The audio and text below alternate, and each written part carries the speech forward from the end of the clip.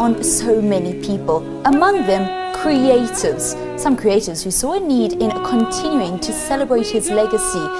One of them is UNATHI MTIRARA, who wrote Madiba, the African opera. The production, which looks at the life of a young Nelson Mandela through music and theatre, will kick off at the State Theatre in Pretoria on Friday. Now, joining us to tell us more about Madiba, the African opera, is the man who orchestrated the production, Kutlwano Masote. Welcome to Morning Live. Thank you. On a personal level, what does it mean to be a part of something like this? That's great. We're all infected by the Madiba bug, aren't we? Nelson Mandela has been an inspiration to so many people all around the world, and it's been a fantastic adventure for all three of us. UNATHI MTIRARA, as you said, who was the librettist or who wrote the script.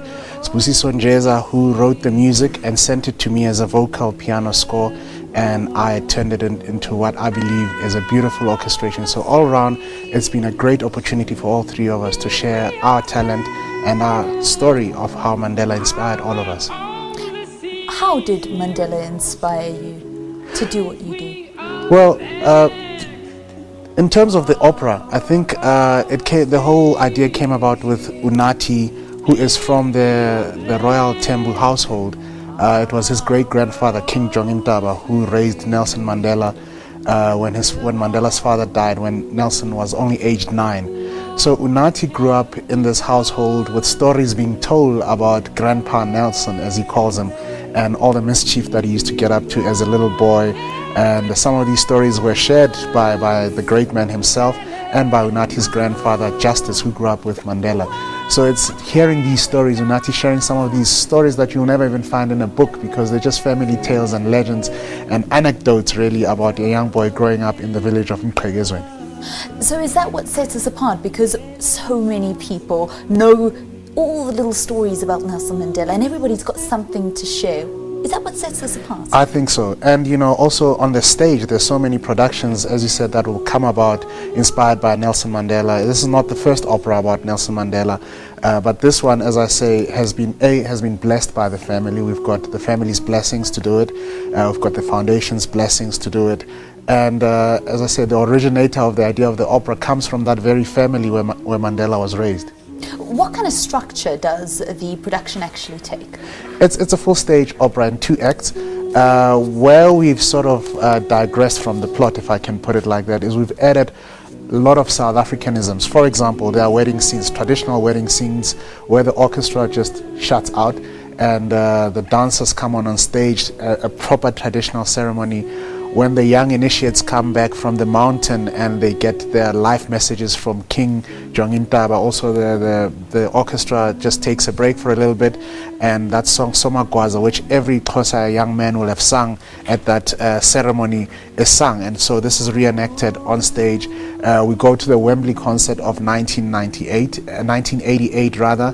That's a little bit of a surprise what we do there, but that's all mixed into the milieu of an opera. So it's a full opera with chorus, soloists, a full orchestra. The music's been fully orchestrated for a 45-piece orchestra.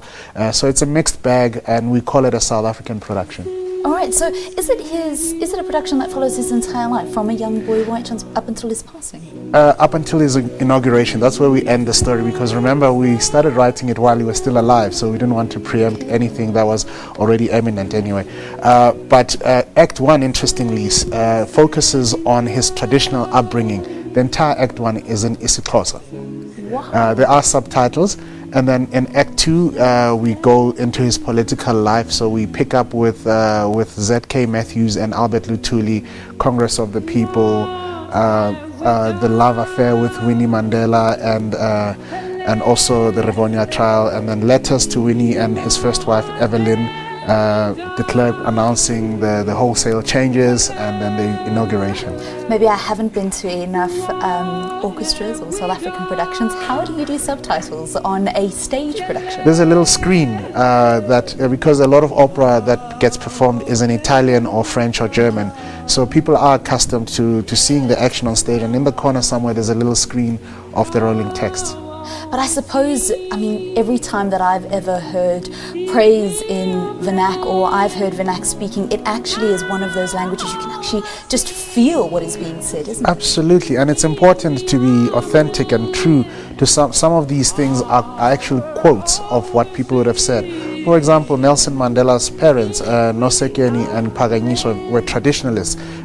It is said that Phakanyiswa didn't actually speak a word of English. He didn't care much for Western ways. So it's important for his texts to be said in the language that he would have said, because there's a lot of poetry also, and there's a way of saying things, especially amongst royal councils. There are ways of addressing each other that would just get lost in translation. So how long has it taken then for this to get to the point where you say, you know what, Friday night is our opening night? Yeah, it's been a long journey. UNATHI's been working on it for more than 2 years. Spusiso was enrolled, I guess, about a year ago. He started writing the first pieces of music. I was spoken to in August last year to say, would you come on board and do our orchestrations and just help to color the sound of the opera?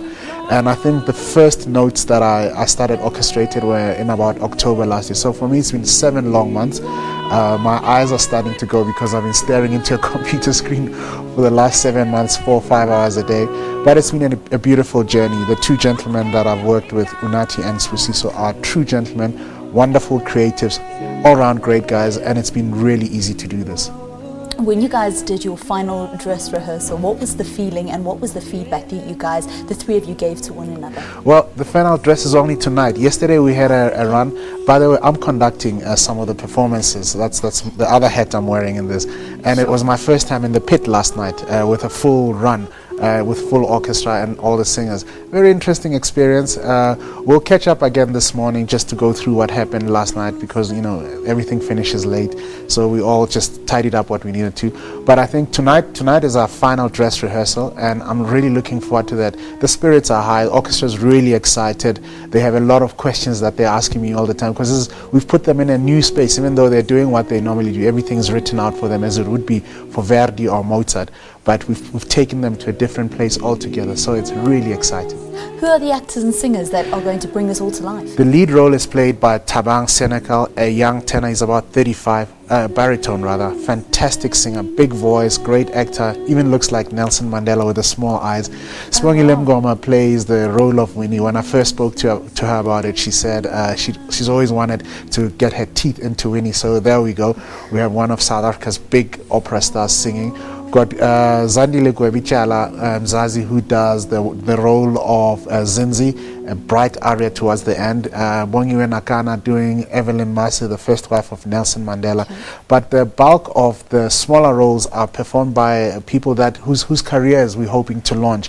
Exciting young artists that we have on the lineup.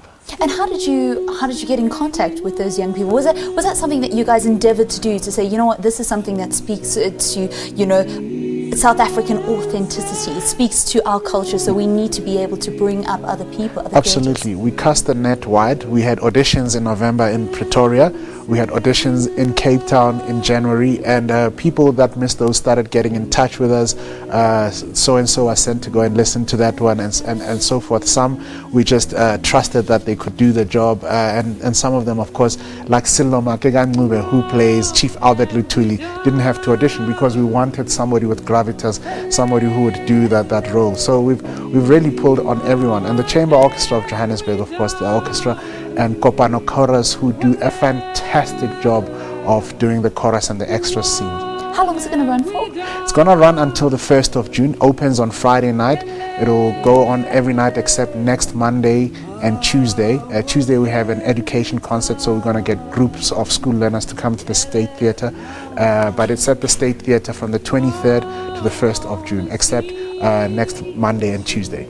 Brilliant. Sounds absolutely amazing. We wish you guys all the best of luck. Good luck for the final dress rehearsal tonight. Thank you. All right, so that is Kutlwano Masote, who is the man who orchestrated Madiba, the African opera. It premieres at the South African State Theatre on the 23rd of May. That's a Friday night.